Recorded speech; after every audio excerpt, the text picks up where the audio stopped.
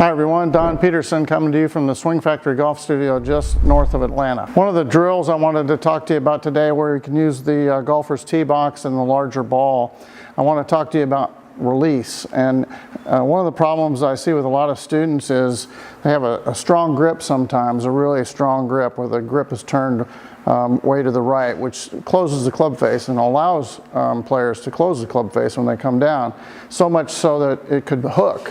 So then what happens is they end up pulling or kind of leading with their hands as they go through impact. So you see it's almost like a hold off as they go through the ball.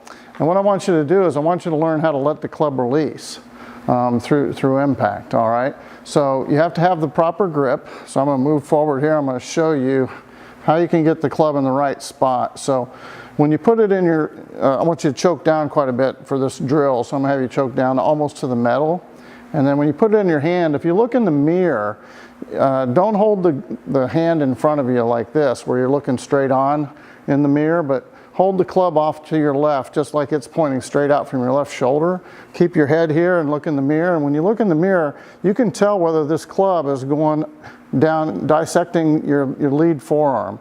And if it's over to this side or over to this side, then it's obviously off center. So we want this thing, and the reason why I want you to do that is you're going to be able to get your ulna bone and your anatomical snuff box in the right spot for a proper centrifugal release as you go through the golf ball. And I'm going to show you what that's going to feel like. So we're going to start here. You're going to start with your palm down, and as you let the club fly out, you're going to see just naturally when the club releases here, you can see the toe now comes from an open position here, and when it flies outward, it comes up straight, and then as it goes further through the shot, you can see now it's going to go palm up and club face closed.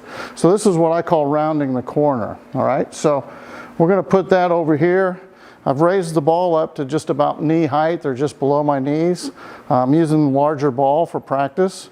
So I'm going to practice swinging this club over the top of the ball, and you can see here the club shaft is pretty horizontal, the face is open or facing up, and then the palm of my lead hand is facing down.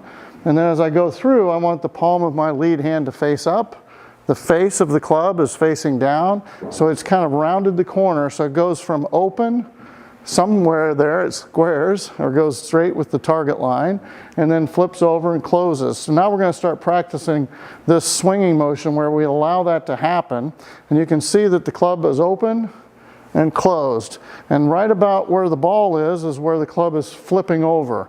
And when you do this in a horizontal fashion like I'm doing here, it happens so quick and so fast because it's like I'm throwing the club out, and you can see how fast it flips over because the hand nearly stops right here. I don't want to pull the hand. See here I would be pulling my arm or pulling my hand, and there's no release. So I want to throw it out and over, and that's what this allows me to do by putting it horizontal. If I'm swinging up and down, sometimes that up and down pulling motion causes you to go through the golf ball like this, and you can see how there's no release of the club head. So then what people do is they try to flip at it with their right hand, and they don't get the natural rolling of the lead forearm and the natural release of the club head like you do when you're doing a horizontal swing with the ball at knee height. All right, so here's the practice. Over the top of the ball several times. You can do this one-handed. You can actually, once you get the one hand doing it, then you put both hands on. But you just go back and forth, and then just let it catch the ball once as you go through, and you're going to feel a nice release pattern. You might not hit it solid the first few times, and it might not come off and go dead straight. Don't worry about that. Just continue to practice swinging over the top of the ball until you can get the feeling of just letting it flip over. And if you top it a few times, that's okay. That's exactly what I just did there. So, and then once you get the feeling of the club flipping over, and it's going to feel like you've got a lot of club head speed. And obviously, we want to go through and practice our rotary drills and our turning drills. Those are other videos, but right here, just turn, let the face go open, which is palm down over here, palm up over here with my lead hand.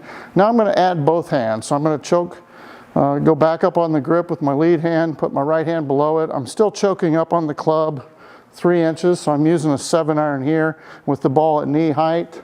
And I'm just going to practice doing this baseball swing over the top of the ball, just like I'm doing. Let the face open and close, and make sure I do a nice pivot. If I'm rounding the corner with the club head like I just showed you, it's a really easy, effortless release with a lot more club head speed than you'll ever experience trying to drag it or trying to flip it with your right hand. So this is what I call a centrifugal release. There's other people that call it stable release. There's different things. That it's funny how when you look at it in slow motion, it hardly looks like your arm is turning as you go through the golf ball. It looks like there's hardly any rotation at all, although you do see the club head go from open to square to closed. When you actually swing the golf club, it feels like it flips over just very rapidly. It's a very quick release right through the center of the golf ball, and that's what we're trying for longer distance and more accuracy. So it's great to practice this at knee height with the golfer's tee box and the larger training balls that come with the tee box. And then once you get that feeling, you can lower it down. I've got this on a 3-inch riser right now, so I could then lower it down, take the riser out of there, lower it down, and now practice the exact same thing over the top of the ball a couple times with left hand only. Let the club hit the ball as you're going through. Just feel that natural release.